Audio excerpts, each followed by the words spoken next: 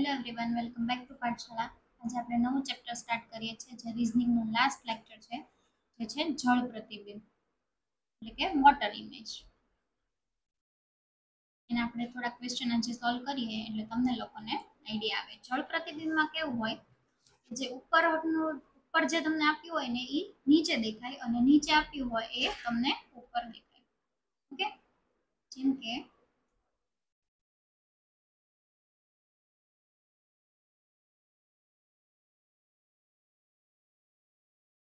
Okay, તમને અહીંયા આવી રીતે 0 જેવું અને પછી સ્ટાર આપ્યો હોય.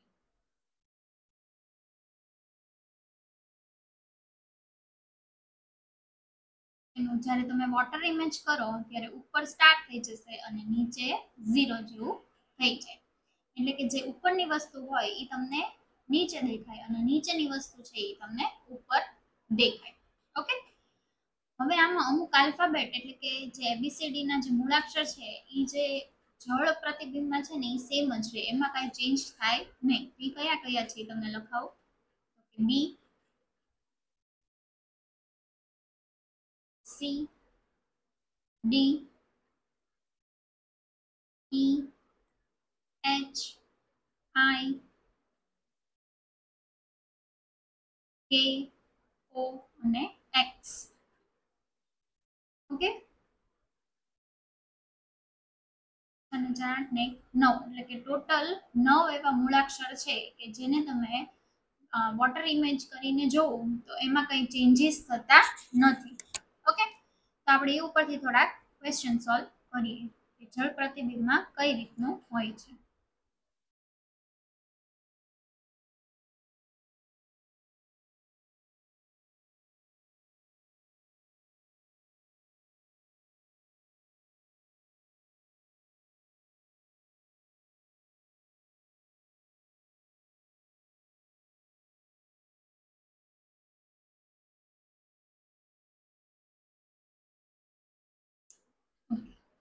પહેલો ક્વેશ્ચન જોઈએ તો આપણે હમણાં જ જોયું કે ઈ છે એ તો એમનેમ જ રહે, એટલે સી ને ડી માંથી જ કંઈક આવશે. ઓપ્શન એ કેન્સલ થઈ ગયો, ઓપ્શન બી પણ કેન્સલ થઈ જશે. ઓકે, 8 છે તો 8 એ તો એમનેમ જ રહે. હા, એ કહેતા ભૂલી ગઈ કે અંકોમાં નંબર્સમાં 0 અને 8, 0 અને 8 એ બે નંબર એવા છે કે જેનું જળ પ્રતિબિંબમાં કંઈ પણ ચેન્જીસ થતો નથી. ઓકે, પછી મેં તમને કીધું હતું એમ કે આનું છે ને ઉલટું થાય, જે ઉપર છે એ નીચે આવી જાય. આવી રીતે થશે. એક જ મિનિટ વેઇટ કરજો. અને આ ટી નો જે લીટો છે એ નીચે આવી જશે. ઓકે, 4 છે તો એ ઊંધો થઈ જશે. જો આ 4 છે એમ 4 થઈ ગયો. હવે જે ઈ છે તો ઈમાં કેવું થશે, જો અહીંથી સ્ટાર્ટ કરો તો આવી રીતે થશે. ઓકે, તમે જુઓ આ તો આ સાઈડ છે અને આપણે તો આમ ઈ કરવાનો છે, એટલે ઓપ્શન સી તમારો આન્સર થશે. એ જ રીતે જો 9 છે તો 9 ને તમે કેવી રીતે લખો, તો કે આમ કરીને એનું ઊંધું. ઓકે, અને સી તો ચેન્જ થતો જ નથી એટલે તો એ નહીં રહેશે, એટલે કે ઓપ્શન સી છે એ તમારો આન્સર થશે. ઓકે, નેક્સ્ટ ક્વેશ્ચન જોઈએ. ઓકે, હવે તમે જુઓ સ્નેક છે તો એને જ્યારે તમે જળ પ્રતિબિંબ કરો તો આખું ચેન્જ થાય નહીં, એટલે ઓપ્શન એ ને બી તો આવશે જ નહીં. ઓકે, એસ છે તો એને તમે જુઓ તો કઈ રીતનું થશે કે અહીંથી સ્ટાર્ટ કરીને આમ થશે. ઓકે, પછી તમે એન જુઓ તો એન જો અહીંથી પૂરું થયું તો ત્યાંથી તે સ્ટાર્ટ થશે.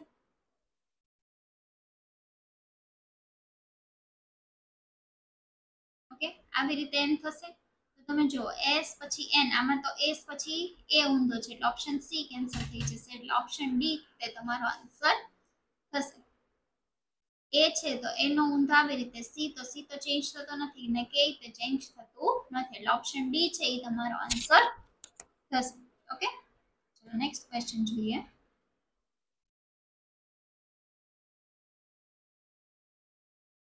ઓકે, હવે આપણે જોઈએ તો કે હમણાં આપણે જોયું એમ ડી તો ચેન્જ થતો નથી, એટલે ઓપ્શન એ તો આવશે જ નહીં. આ બી સી ને ડી માંથી જ કશું આવશે. ઓકે, બી છે તો બી નો શું થઈ જશે, પી જેવું થઈ જશે, એટલે આમાં ત્રણેયમાં તમે જુઓ તો પી છે.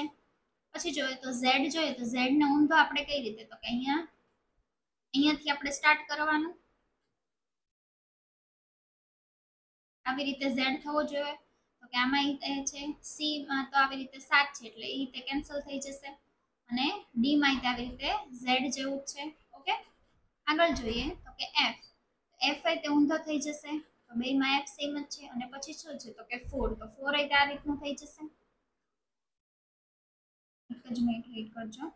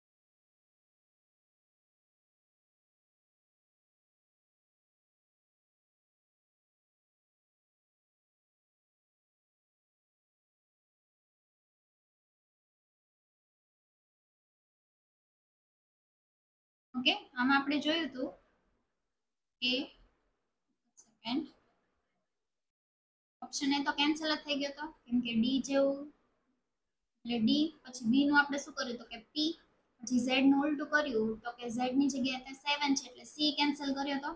ઓકે, પછી 7 નું ઉલટું એફ નું ઉલટું, અને પછી 4 નું આપણે ઉલટું કર્યું, આમાં તો 4 ની જગ્યાએ એ છે એટલે ઓપ્શન બી છે એ તમારો આન્સર થશે. ઓકે, નેક્સ્ટ ક્વેશ્ચન જોઈએ.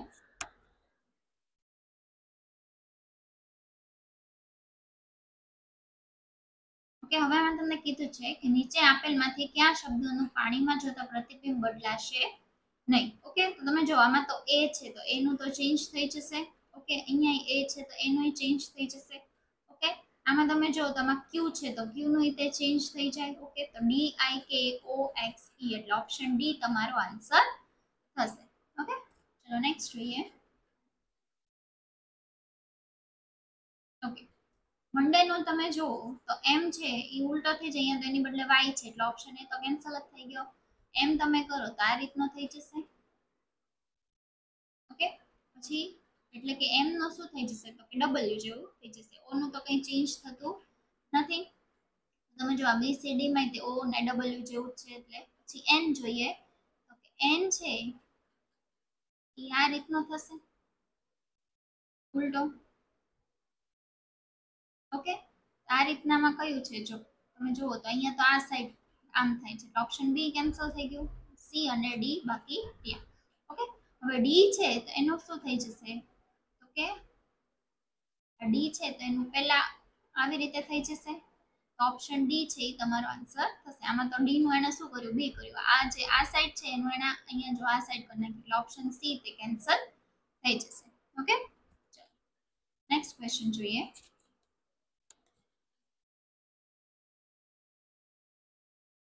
ઓકે, આમાં તમે એ જુઓ તો એ જો આ રીતનું બધામાં સેમ છે. ઓકે, બી નો શું થઈ જશે આપણે હમણાં કર્યું એમ પી જેવું, આમાં પી છે અહીંયા તે પી અહીંયા. ઓકે, પછી શું છે તો કે 4, પણ અહીંયા શું છે તો કે 5 એટલે ઓપ્શન એ કેન્સલ થઈ જશે.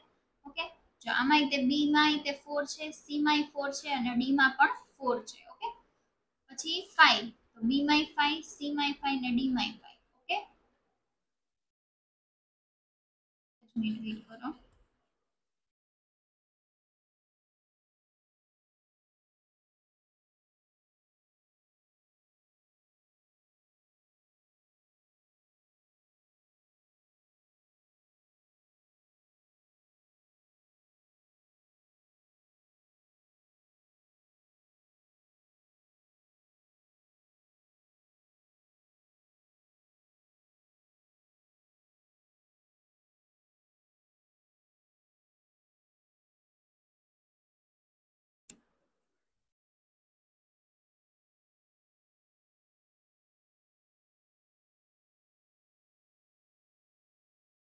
ઓકે, આમાં આપણે જોયું હતું કે 4 ની બદલે શું હતું 5 એટલે ઓપ્શન એ કેન્સલ કરી નાખ્યો હતો. પછી સી ને ડી માં જોઈએ આપણે 5 સુધી તો બધું સેમ જ હતું બી સી ડી માં. પછી સી તો સેમ ટુ સેમ જ રહેશે, પણ અહીંયા સી ની બદલે ડી છે એટલે ઓપ્શન સી કેન્સલ થઈ જશે. ડી તે સેમ ટુ સેમ જ રહેશે. પછી 6 નું ઊંધું કઈ રીતે થાય? આ રીતે. અહીંયા 6 નું તો ઉલટોમાં 7 છે એટલે ઓપ્શન ડી કેન્સલ થઈ જશે એટલે ઓપ્શન બી તમારો આન્સર થશે. ઓકે,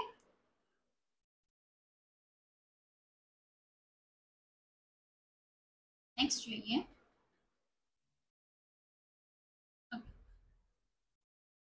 હવે આમાં શું કીધું છે કે ન્યુક્લિયર, તો એન આપણે કીધું એમ તો જો અહીંયા તો આર છે એટલે ઓપ્શન બી ને સી બંને કેન્સલ થઈ ગયા. અહીંયા આર છે.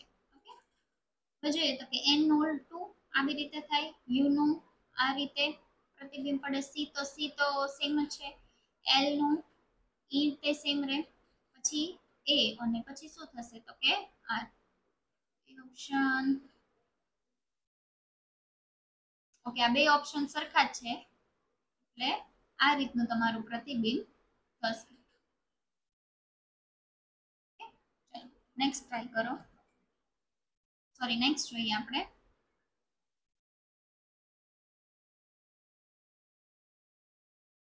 ઓકે, હવે તમે આમાં જુઓ એરો છે તો એરો નું કઈ ચેન્જ ન થઈ જાય કે એરો આ સાઈડ છે તો આ સાઈડ થઈ જાય એટલે ઓપ્શન ડી તો કેન્સલ જ થઈ ગયો. એરો તો સેમ જ રહેવાના છે. હવે 7 નું કેવી રીતે થાય? જો એને અહીંથી સ્ટાર્ટ કર્યું તો આપણે આમથી અહીંયા, તમે જો એવું કઈ ઓપ્શન છે તો ઓપ્શન ડી. બી ને ડી 7 નું જળ પ્રતિબિંબ જ હતું, પણ ડી માં શું હતું કે એરો તે લોકોએ ચેન્જ કરી નાખ્યો છે. જ્યારે એરો ચેન્જ નો ડાબી જમણી નો થાય, જળ પ્રતિબિંબમાં હંમેશા ઉપર નીચેનો ચેન્જ થાય, ડાબુ જમણું તો એનું એ જ રહે. ઓકે, નેક્સ્ટ ક્વેશ્ચન જોઈએ.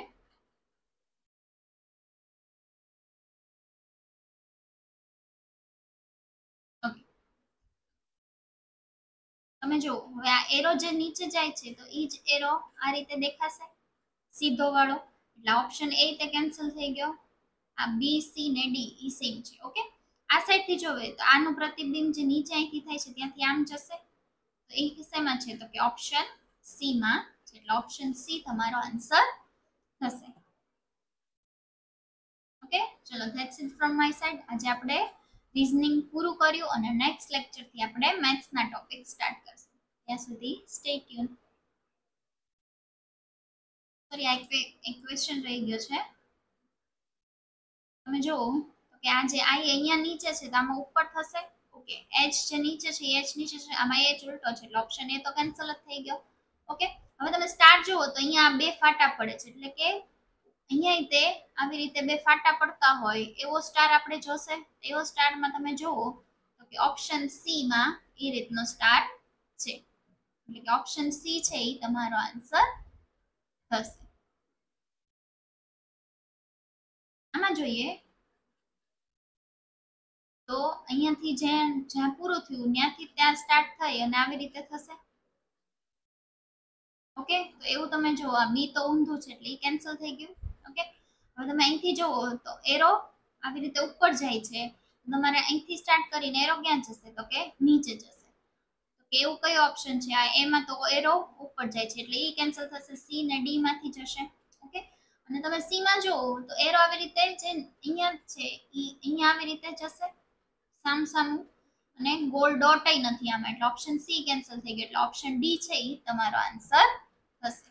ઓકે, આમાં જુઓ તો કે આ 0 છે તો કે અહીંયા 0 0 આવશે ઉપર એટલે ઓપ્શન બી કેન્સલ થઈ ગયું. ત્રિકોણ છે તો એ નીચે આવી રીતનું આવશે. ઓકે, તો એકમાં જ છે કે ઓપ્શન એમાં જ છે. આમાં તો ડાબી જમણી વાળું થયું, એ તો ડાબી જમણી જળ પ્રતિબિંબમાં તો થાય જ નહીં એટલે ઓપ્શન એ તમારો આન્સર થશે.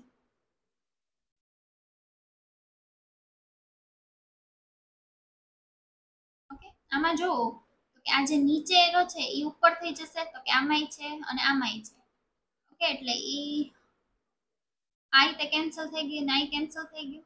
ઓકે, પછી જે તમે જુઓ તો અહીંથી આમ જાય છે તો આપણે અહીંથી આમ જવું જોઈએ તો કે ઈ આમાંય છે અને આમાં પણ છે. ઓકે, અને જે આ જે આકૃતિ છે જે ગ્રેટર ધેન ની આકૃતિ છે એ તો સેમ જ ગ્રેટર ધેન ની રહેશે એટલે કે આ જે ઓપ્શન સી છે એ તમારો આન્સર થશે. ઓકે, ચલો that's it from my side. હવે ક્વેશ્ચન પૂરા થાય. મને એમ કે પહેલા પૂરા થઈ ગયા છે પણ આપણે 3 ક્વેશ્ચન બાકી હતા. નેક્સ્ટ લેક્ચર થી આપણે મેથ્સ સ્ટાર્ટ કરશું.